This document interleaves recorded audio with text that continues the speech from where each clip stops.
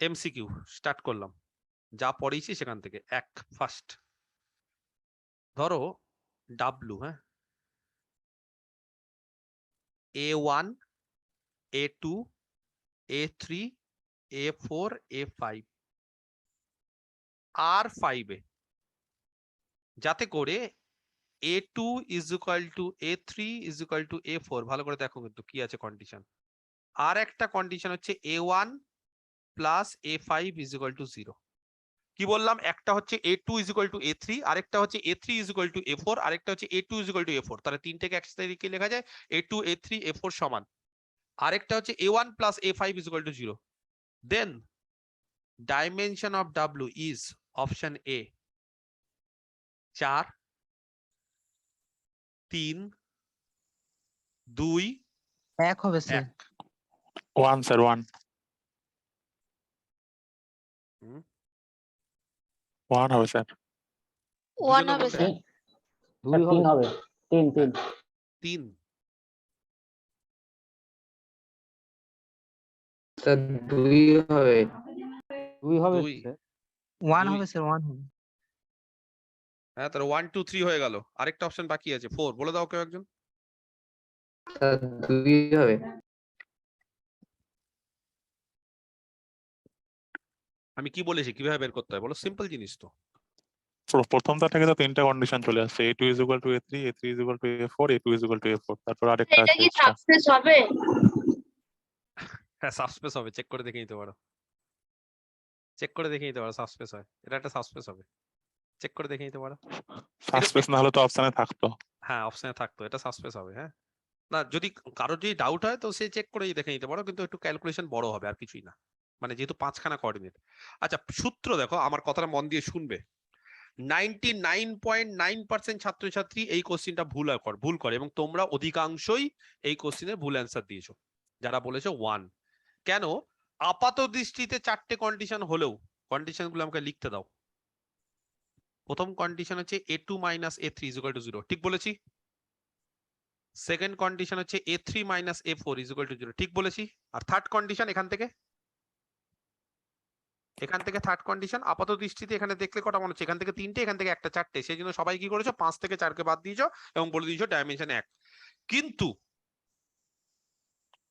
এখান থেকে যেটা 3 number condition A2 minus A4 is equal to 0, সেটা না এই দুটো থেকেই চলে আসে।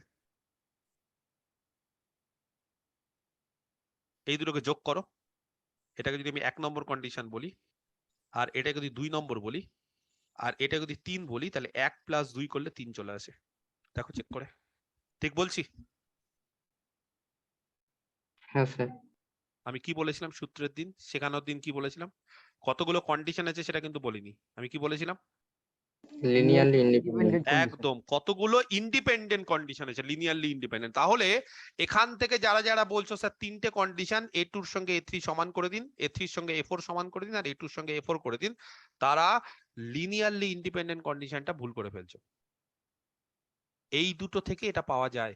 A2 এর সাথে যদি A3 সমান হয়, A3 এর সাথে যদি A4 সমান হয়, তাহলে A2 আর A4 সমান হয়, এটাকে বলতে হবে আলাদা করে?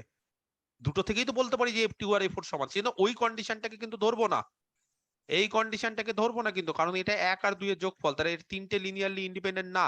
এখানে কটা লিনিয়ারলি ইন্ডিপেন্ডেন্ট? দুটো, আর একটা কন্ডিশন এদের উপর ডিপেন্ড করছে। তাহলে এখান থেকে দুটো আর এখান থেকে একটা, টোটাল কটা বাদ যাবে? কটা বাদ যাবে অভিজিৎ? স্যার 3টে বাদ যাবে, 2 হবে आंसर। তাহলে এর হচ্ছে 5, সেখান থেকে 3টে বাদ যাবে 2। অভিজিৎ 2 বলেছে, হামিদও 2 বলেছে, দুজনেই একমাত্র 2 বলেছে। তাহলে এটা হচ্ছে অ্যান্সার। বুঝতে পারলে? অধিকাংশ ছাত্রছাত্রী ভুল করে, তোমরাও বেশিরভাগই এটা ভুল করে। তো এই জিনিসটা লক্ষ্য করতে হবে। আমি কেন এই অঙ্কটা করালাম? আমি এই অঙ্কটা ইচ্ছে করে করালাম, কারণ এই অঙ্কটা যখনই থাকে না ছাত্রছাত্রীরা পারে না, ভুল করে দিচ্ছে। এবং এইটা হচ্ছে খুব একটা মানে প্রচন্ড ইম্পর্টেন্ট কোশ্চেন। ফ্রেডবার্গ বলে একটা বই আছে, সেই ফ্রেডবার্গ বইয়ের এটা এক্সারসাইজের কোশ্চেন। সেগুলো বংশীধর সাহু বলে বিভিন্ন বই এখন আছে, সেগুলোকে এই কোশ্চেনটাও ওই বইগুলোতে আছে।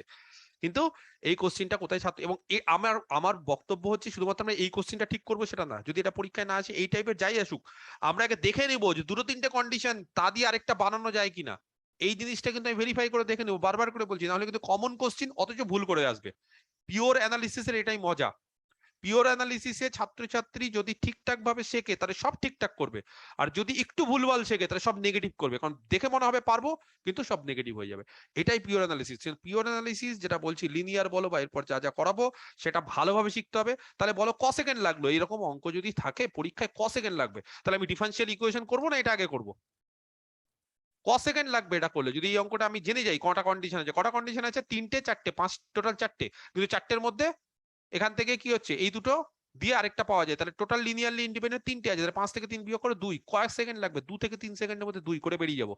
আর ডিফারেনশিয়াল ইকুয়েশন থাকলে 2D 3D থাকলে সেটাই আমাদের 5 মিনিট টাইম লাগবে। তাহলে 5 মিনিট একটা কোশ্চেনের জন্য আমার করার থেকে 5 সেকেন্ডের মধ্যে কত কোশ্চেন লিনিয়ারে হয়ে যাবে। যদি লিনিয়ারে থাকে সেটা যারা পিওর নিয়ে পড়ছে তারা লিনিয়ার, গ্রুপ থিওরি, অ্যানালিসিস এগুলো থেকে বেশি কোশ্চেন এক্সপেক্ট করে। যেগুলো না থাকে এখান থেকে বেশি, তাহলে তাদের মন খারাপ হয়ে যায়। কেন বুঝতে পেরেছো? কারণ ওখান থেকে জানে যত বেশি কোশ্চেন আসবে তত তাড়াতাড়ি আমরা করতে পারবো, তত বেশি সংখ্যক অ্যান্সার আমরা করতে পারবো, র্যাঙ্ক আমাদের অনেক হায়ার হবে উপরের দিকে।